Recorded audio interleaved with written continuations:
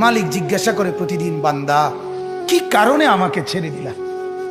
হ্যাঁ, রাত 12টা বাজে তুমি ঘুমায় গেলা, মা ঘুমায় গেল, বাপ ঘুমায় গেল, বিবিও ঘুমায় গেছে, পাড়া পড়শি ঘুমায় গেছে। আল্লাহ বলেন, আমি তো ঘুমাই নাই বান্দা, আমিও তো ঘুমাই নাই। সারাদিনে আমিও তো জগৎটা পরিচালনা করছি, তবুও তো আমার কোনো ক্লান্তি নাই, আমি তো ঘুমাই নাই। কেন ঘুমাই নাই জানো বান্দা? রাতের 2টা বাজে যদি তোমার পেশাব করতে হয়, রাতের 3টা বাজে যদি তোমার দরজা খুলতে হয়, তখন যদি তোমাকে উঠতে হয়, আর আমি যদি ঘুমায় যাই বান্দা, তোমারে চোখ মেলে দিবে কে?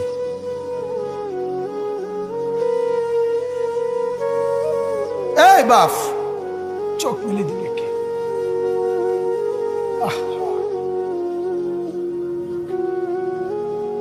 আল্লাহ আমাদেরকে মাফ করে। কোরআনুল কারীমের মধ্যে আল্লাহ তাআলা বলছে, ওয়া হুয়াল্লাযী ইয়াতাওয়াফফাকুম বিল-লাইল। কোরআনে আল্লাহ বলে, বান্দা শোনো, প্রত্যেকটা মানুষকে রাত গভীরে যে ঘুম আমি দেই, সেটা ঘুম না, আমি ওয়াফাত দেই, আমি মূলত মৃত্যু দিয়ে দেই। আবার আমি দয়া করে একটা নির্দিষ্ট সময় পরে চূড়ান্ত মৃত্যু দেব বলে আমি আবার সেই হায়াত সকালবেলা যখন জাগতে শুরু হয়, তখন আমি ফিরাই দেয় আল্লাহ। এমনও মানুষ আছে পৃথিবীতে, রাত্রিবেলা ঘুমাইছিল ভালো মানুষ, সকালবেলা আর জাগে নাই। আমার একজন দূরসম্পর্কীয় চাচা আছে, প্রফেসর ছিলেন, ভালো মানুষ ছিলেন, রাত্রিবেলা জলজ্জান্ত মানুষ ঘুমাইছে, সকালবেলা আর দরজা খুলে দেখছে ওই মানুষটা জীবিত ছিল না, মারা গেছে। হতে পারে না? হতে পারে কিনা বলেন না? তাইলে বছরের পর বছর, মাসের পর মাস, এই বাপ, বাহিরের কারো চিন্তা করে বাদ দেন। আপনারা যারা বসছেন, আপনাকে বলছি, আপনি কষ্ট করে বসছেন, রাতের 12টা বাজে, রাতের 12টা বাজে, এত কষ্ট করে বসছেন, বিনিময়ে একটু ভাবেন, একটু ভাবেন, অনুরোধ আমার, একটু ভাবেন। আজ মাঝে মাঝে মন চায় আল্লাহর বান্দা মুসলমানদেরকে বুকে জড়ায় ধরে কাঁদি যে, বাপ কেন এত ভুল করছেন? আল্লাহকে কেন এত নারাজ করছেন? যার বিবি বেপর্দা, আপনি আল্লাহকে কত পরিমাণ নারাজ করাচ্ছেন। যার স্ত্রী, যার মেয়ে বেপর্দা, আপনি আল্লাহকে কি পরিমাণ নারাজ করছেন বলেন? এক কুকুর মরলে, লাশ ফেলে রাখলে যেই দুর্গন্ধ ছড়ায়, সেই দুর্গন্ধে অল্প কিছু মানুষের কষ্ট হয় কিছুক্ষণ, কিন্তু এক নারী বেপর্দা হাঁটলে যে যুবকগুলোর চরিত্র নষ্ট হয়, সেই নারী এক মরা লাশওয়ালা কুত্তার চাইতেও বেশি দুর্গন্ধ ছড়ায়। কুকুরের দুর্গন্ধ এত বেশি ছড়ায় না, বেপর্দা নারীর দুর্গন্ধ যে পরিমাণ ছড়ায়। সে তো শত শত যুবক তার চরিত্র শেষ করে দিয়েছে। এই সিনেমার নায়িকা নর্তকীরা উলঙ্গ আর ছবি আর বিবস্ত্র ছবি আর নাচ গানের এই ফুর্তি দেখিয়ে এরা হাজারো যুবকের চরিত্র গঠন করে না নষ্ট করে? কথা বলেন না কেন? এজন্য আমার শায়েখ আল্লামা মুফতি মুশতাকুন নবী সাহেব বলে, হাজারো মানুষের জীবন নষ্ট করে যে, এজন্য তার জীবনে কখনো সুখ ধরা দেয় না। এজন্য এই পৃথিবীর জরিফ এটা, আপনি জরিফ চালায়া দেখেন, যত সিনেমার নায়ক নায়িকা, এদের জীবনের মতো দুঃখী জীবন, ব্যক্তি জীবনের মতো কষ্টের জীবন আর কারো নাই। আপনি খবর লাগান, আপনি খবর লাগান, এদের মতো লাঞ্ছনা। কারণ হাজারো যুবককে নষ্ট করছে এই হাসি দিয়া, অথচ এই হাসিটার মূলত আসল হাসি না। এই হাসি যদি ল্যাবে অথবা ডায়াগনস্টিক সেন্টারে পরীক্ষা করায়, প্রত্যেকটা হাসির মধ্যে ফরমালিন পাওয়া যাবে। কি পাওয়া যাবে? ফরমালিন। ফরমালিন। মেহেরবানি করে একজন শুনুক, কোনো অসুবিধা নাই। আমি আমার জীবনে কোনোদিন শ্রোতার পরিমাণ গণ্য ওয়াজ করি নাই, এটা আমার তবিয়তেই নাই। আলহামদুলিল্লাহ, আমার এটা জিন্দিগি। আমি আজকেও আমি আসরের পরে বয়ান করছি, জোহরের পর, আসরের পর, মাগরিবের পর, এশার পর, আমার কোনো হিসাব কিতাব নেই। একজন না 10 জন আমার এত করে চিন্তা নেই, আমার বলা দরকার। আমি বুঝি আমার বলতে হবে রাত দিন। আমি বললেও আমার হায়াত শেষ হবে, আমি না বললেও আমার হায়াত শেষ হবে। আমি সারাক্ষণ শুয়ে থাকলেও আমার জিন্দিগি শেষ হয়ে যাবে, আমি সারাক্ষণ পরিশ্রম করলেও আমার জিন্দিগি কি হয়ে যাবে, শেষ। এবং অবসর পরিশ্রম উভয় হালতেই আমার জীবন শেষ হবে আমার নির্ধারিত সময়। ঠিকমতো ঘুম যাইলে আমি 10 বছর বেশি বাঁচব, আর মেহনত করলে আমি 10 বছর কম বাঁচব। বিষয়টা এমন, প্রত্যেকের হায়াত আমাদের নির্ধারিত, ঠিক কিনা বলেন না? কাজেই হায়াত একেবারে সীমিত, একদম সীমিত। আহা, বিবেকবান যারা তারা বুঝে, তারা বুঝে। আজ থেকে এখনকার জিন্দিগি এমন যে প্রতি মাস বছর যে যায় 13 পাওয়া যায়। এই যে রমজান কাছায় গেছে, কল্পনা করেন তো, গত রমজান যাইতে যাইতে এবারে রমজান চলে আসছে। এখন রজব মাস চলতেছে, রজব মাস আসা মানেই হলো রমজান কাছায় যায়। কত দ্রুত ইয়াতাকারাবুজ জামান। আল্লাহ নবী সাল্লাল্লাহু আলাইহি সাল্লাম বলেন, কিয়ামতের একটি আলামত, সময় খুব কাছাকাছি হয়ে যাবে, করিব করিব, সময় খুব দ্রুত। আল্লাহ নবী বলেন শেষ পর্যন্ত এরকম হবে, 1 বছর মনে হবে 1 মাসের মতো, 1 মাস মনে হবে 1 সপ্তাহের মতো, 1 সপ্তাহ মনে হবে 1 দিনের মতো, 1 দিন মনে হবে 1 মুহূর্তের মতো। এরকম দ্রুত সময় চলবে। এজন্য আমরা সময়কে কদর করি। বাপ, জওয়ান বুড়ো প্রত্যেকের জীবনে গাফলতটাই বেশি বাজার। এজন্য সারাদিন চিল্লাই, এক কথাই বলি, ছেলে পেলেদের মধ্যে গাফলত বেশি, গাফলতই বেশি। একটা মানুষের কতক্ষণ মোবাইল চাইতে মনে কয়, আমার এটা বুঝে ধরে, তুই বেটার কতক্ষণ ঘুরতে মন চায়। আর একটা মানুষের তো একটা বিবেক বুদ্ধি আছে, বিনোদন মানুষের কতক্ষণ না। এটা কি জিন্দিগি, এক জানোয়ারের জিন্দিগি। সকাল নাই, রাত নাই, দুপুর নাই, রাতের 12টা নাই, রাতের 2টা নাই, সারা দিন সারা রাত মোবাইলে ছবি দেখে, উলঙ্গ নাচ দেখে, গান দেখে, ফুর্তি করে, তামসা করে, আসে, কান্দে, লাফায়, ফালায়।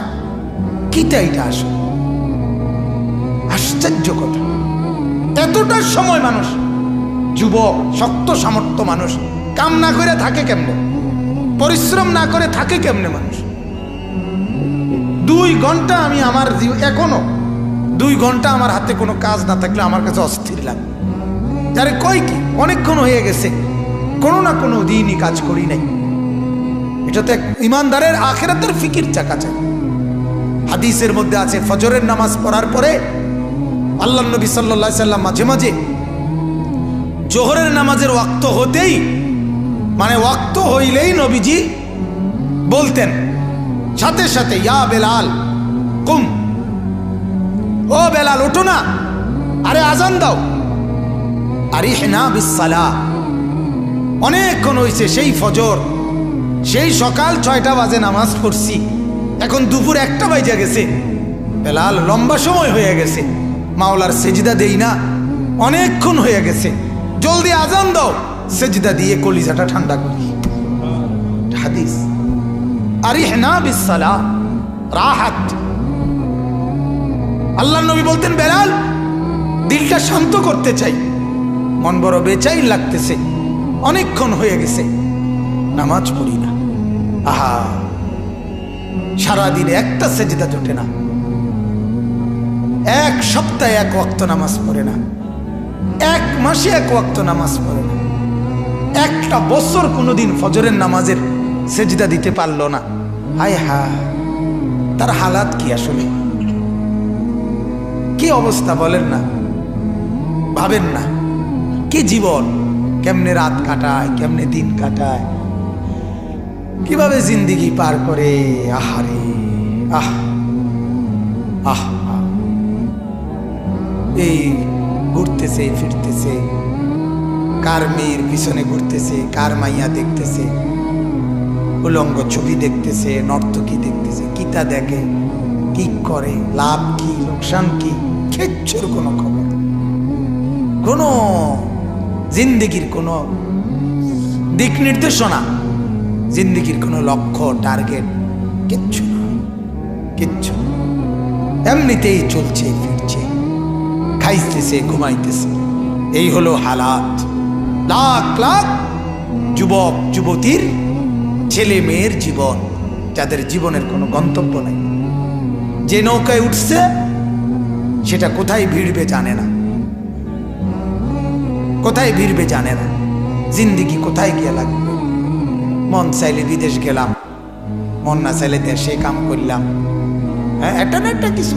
আর কিটা বাপ মাই তো চিন্তা করবো, ফাইলে বিদেশ দিব, নইলে বা গ্রামে কাম লইয়া দিব, নইলে বাজারে দোয়ান লইয়া দিব, হেতারাই তো একটা না একটা বুঝ করিয়া দিব। আমার আর কিটা, এটা তো আসলে একটা মানুষের জীবন হইতে পারে না। মানুষ মানে তো তার একটা টার্গেট থাকবে, তার একটা জিন্দেগির গতি থাকবে। আমি তো হাইওয়ান না, আমি জানোয়ার না ভাইয়া, আমি তো পশু না। আমার জীবনের একটা লক্ষ্য উদ্দেশ্য আছে। একটা বাসে উঠার পরে যদি কন্ট্রাক্টর জিজ্ঞাসা করে ভাই তুমি কোথায় নামবা, সে যদি বলে না আপনার মন মতো একখানে নামাই দিয়েন, কথা কয় না, পুরা বাসের প্যাসেঞ্জার তারে পাগল কইতো না, আরে এই ছাগল কীর্তি উঠাইলি, এটা কিতে রে কি একখানে নামাই দিত, এই পাগল কীর্তে গায়ে বলবে কি না বলেন? তো তাইলে একটা ছেলেকে যখন জিজ্ঞাসা করে কি করো, কয় ঘুরি গাড়ি আরি, পাগলে না তুই বেটা, গরজ গারজ কি দাবা, সুস্থ মানুষ আপনি ঘুরে গাড়ে কেমনে বলেন আপনি? কয় ঘুরি গাড়ি আরি, ঘুরে গাড়ে বলে, এই ঘুরে গাড়ে সেই 3টা বাজে বাইরেছে, রাতের 12টা বাজে ঘরে আসছে, কিতা করছে, গুচ্ছি খাচ্ছি, বন্ধুদের লগে আড্ডা দিছি। কিতা আড্ডা, কিতা আড্ডাটা কি, কি আড্ডা কি দিছো, আহা কিছুই জানে না। বন্ধু তুমি আজ যতই আড়াল হও, ছেলেরা যত আড়ালই হোক, বাবারা যত আড়ালই হোক, আজকে হুজুরের সামনে গেলেন না, আজকে মসজিদের সামনে গেলেন না, আজকে দ্বীনের সামনে গেলেন না, আজকে মনে করলেন আপনি মসজিদে না গিয়েও তো জিন্দেগি চলে, হুজুরের কাছে না গিয়েও তো জিন্দেগি চলে, নামাজ ছাড়াও তো ভাত মিলে, আমিও তো বলি মিলে। আরে নামাজ ছাড়া বাদ তো কুত্তারও মেলে, বাদ তো জানোয়ারেরও মেলে, বাদ তো বেঈমানেরও মেলে। এটা তো আশ্চর্যের কিছু না বেটা, ভাত খাবার এটা তো বেঈমানেও খায়।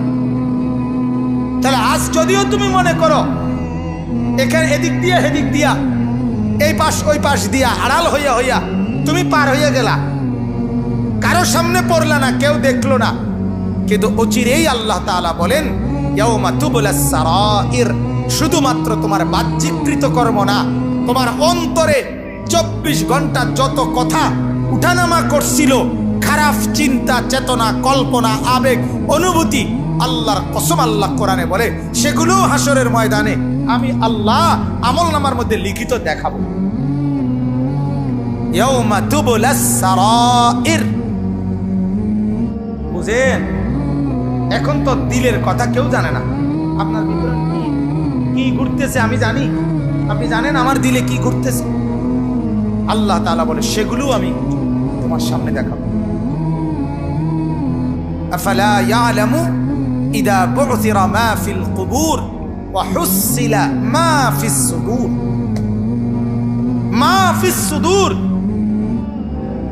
তোমার অন্তরের ভেতরে যেগুলো, এগুলো আমি আল্লাহ তাআলা খুলে দেব। তাইলে আমার কথা হলো এটাই, এই কথা আমরা একেবারে নীরবে ঠান্ডা মাথা একটা সেকেন্ড বিবেককে কাজে লাগাইয়া, এ আপনারাই যারা বসছেন এই কয়জন মানুষ, এই ছেলেরা বাবারা, আমরাই বোঝেন, আমরা যে কথা নিশ্চিত যে আমি যত দিকেই ঘুরি না কেন, যত দিকে যত বুদ্ধি ফন্দি খাটাই না কেন, আল্লাহর সামনে আমাকে সামনে দাঁড়াইতেই হবে, আমাকে কবরে যেতেই হবে, ঠিক কি না বলেন? এটা আমি মানি কিংবা না মানি, স্বীকার করি আর না করি, কবরে আমাকে, কথা বলেন না, যেতেই হবে, কোনো সন্দেহ নেই। যেহেতু কোনো সন্দেহই নাই, যেহেতু কোনো এই ব্যাপারে কোনো সন্দেহ নাই, অতএব আল্লাহর কথা মেনে নেওয়ার মধ্যেই কামিয়াব, কারণ ওনাকে ছাড়া যেহেতু আমার আর কোনো কি নাই উপায়। কুল ইন্নাল মাউতাল্লাযী তাফিররুনা মিনহু ফাইন্নাহু মুলাকীকুম, আল্লাহ তাআলা বলেন ও বান্দা, মৃত্যু থেকে তুমি যেখানেই পলায়ন করো না কেন, মৃত্যু তোমার সাথে মোলাকাত করবেই করবে।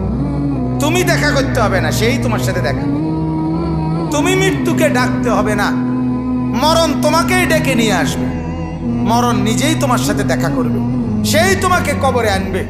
তুমি আসতে হবে না।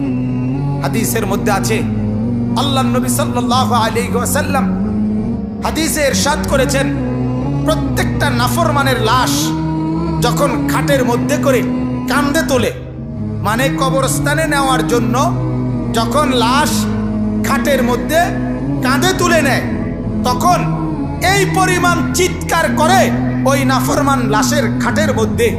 আল্লাহর নবী সাল্লাল্লাহু আলাইহি সাল্লাম বলেন, যদি একটা সেকেন্ডের চিৎকার তোমরা ওই নাফরমানের শুনতা, তাহলে পৃথিবীর কোনো মানুষ কাউকে কাঁধে আর লাশের খাটিয়ে তুলতো না, বরং ফেলে রাখতো আর কুকুর বিড়ালে খাইত। এরা শুধু চিৎকার করে নাফরমান বলে, আল্লাহর দোহাই আমার স্বজনরা আমার ওইদিকে নিও না, ওই কবরে আমারে নিও না, নিও না আমারে, ওইখানে নিও না, আমারে নিও না। হায় তোমরা আমারে কই নিচ্ছ? তোমরা না আমার স্বজন, তোমরা না আমার সন্তান। গতকালকের আগের দিন আমি এক মসজিদে আসরের নামাজ পড়ছি। তো মসজিদের পাশে কবরস্থান, এই কবরস্থানে আপনার আমার পরিচিত, আমার মাদ্রাসার সামনে। তো মসজিদের যে অজুর জায়গাটা, কবরস্থানের ওয়ালটা ঘেঁষা অজুর জায়গা। এই কবরস্থানের ভিতরে একটা কবর আপনার, আমি নিজে ওনার জানাজায় ছিলাম। উনি ইটালি প্রবাসী, অনেক সম্পদওয়ালা, অনেক মালওয়ালা ছিল। উনি মারা গেছেন, ওনার দাফন হয়েছে এটার ভিতরে। আহা, আমি দেখলাম অনেকক্ষণ তাকায় রইলাম এই উজু করতে বসে। ওনার এই ট্যাংরা বেড়া দিয়া কবরটার মধ্যে, ওই যে ফাঁক ফাঁকওয়ালা বেড়া বানায় না, এরকম বেড়া দিয়া আপনার কবরটার মধ্যে আছে। আর এই পুরাটা কবরের এই জায়গাটা এই পরিমাণ আগাছা পাতা লতা পাতা ভরে রয়েছে। এটা দেখা আমার এতটা অনেকক্ষণ তাকায় রইলাম মনটার মধ্যে, হায় মাওলা, এটা সেই লোক, যেই লোকের বাড়িটা এত অত্যাধুনিক টাইলসের, যে বাড়িতে একটা পাতা, একটা ময়লার টুকরা পড়তে দেয় নাই, এই পরিমাণ কর্মচারী সাফ সুতরা করে রাখছে। আর আজকে তার ছেলেরা কোথায়, তার বউ কোথায়? ঈদ গেল, ঈদের পরের দিনের পরে দ্বিতীয় দিন, কোথায় ঈদ? তারা তো ঈদের আনন্দ করতেছে, বিবি বাচ্চা। আর এই লোকের কবরের উপরে এই পরিমাণ লতা পাতায় ঘেরা। হায়, একটাবার তো কেউ দেখতে আসে। 3 সন্তান ওই বেটার, 3 জন ইটালি। এর নাম দুনিয়া। আমার খুব মনে হয়েছে যে হা, এর নাম কি পরিমাণ মেহনত করছিল এই লোক। আজ তোমার কবরের এই হালাল, আজ তোমার কবরের উপরে একটা ট্যাংরা বেড়া, তোমার বিল্ডিং আলিশান ফেলে আসছো যেটা। আজ তোমার কবরের ঝোপঝাড় লতা পাতাগুলো পরিষ্কার করার কেউ নেই। হ্যাঁ, এজন্য এটা বোঝা উচিত, এটা খেয়াল করা উচিত। আল্লাহ তাআলা এর জন্য বলছে, বান্দা তুমি তো আমার থেকে আড়াল হইতে পারবা না, তুমি তো কবর থেকে আড়াল হইতে পারবা না। কেমনে আড়াল হইবে? আইনামা তাকুনু ইউদরিকুমুল মাউত ওয়ালাউ কুনতুম ফি বুরুজিন মুশাইয়াদা। রব্বুল আলামিন বলেন, যদি সুউচ্চ দেওয়াল আর একেবারে নিশ্ছিদ্র, কোনো দরজা নাই, জানালা নাই, ছিদ্র নাই, একটা পিঁপড়া কিংবা মশা ঢুকবারও জায়গা নাই, এমন একটা ছিদ্র নাই, এমন দেওয়াল ঘেরা, এমন উচ্চ, যদি তুমি এর ভিতরেও গিয়ে আশ্রয় নাও, ইউদরিকুমুল মাউত, মৃত্যু তোমার সেখানেই পৌঁছে যাবে। দেখবে একদিন তোমাকে ওইখান থেকেই নিয়ে আসবে। আল্লাহ তাআলাকে বাদ দিয়ে ভাইয়া তুমি ভাবো, জওয়ান ছেলে যারা বলছো, যে কয়জন বাপ, তুমি ভাবো, তুমি ভাবো সারাদিনে কি করছো, সারাদিনে কি করছো, সারাদিনে কত বন্ধুর কত আবদার পূরণ করলাম, অথচ নামাজ পড়তে পারলাম না। কেন ভাইয়া? তুমি মুসলমান না? তুমি মুসলমান না? তুমি মুসলমান পরিচয় দাও কিভাবে? এখানেও তো অনেকে আছে, এই কয়জনের ভিতরও বেনামাজি চেহারা আছে, আমি দেখলেই চিনি। নামাজি মানুষ বহুত দিন ধরে দেখি না, চিনি তো আমি তার